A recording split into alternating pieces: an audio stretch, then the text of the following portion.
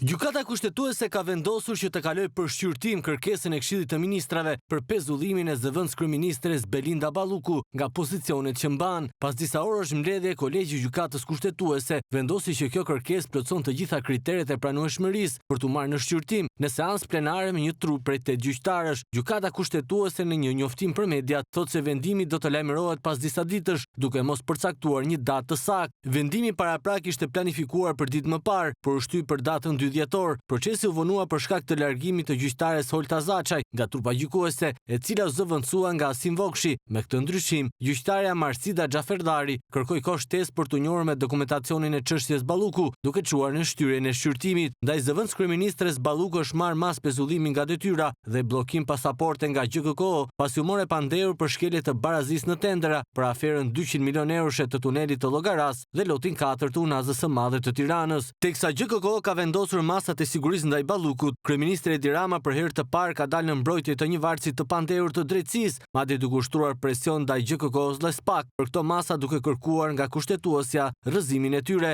Ndërkohë Belinda Balluku ka ankimuar në apel vendimin e GKK-s për masën e sigurisë pezullim nga detyra dhe ndalim i daljes jashtë vendit. Vendimi i gjykatës së posaçme u dha në datë 22 nëntor, pritet që apeli të hedhë shortin për trupën gjykuese dhe të caktojë datën e seancës.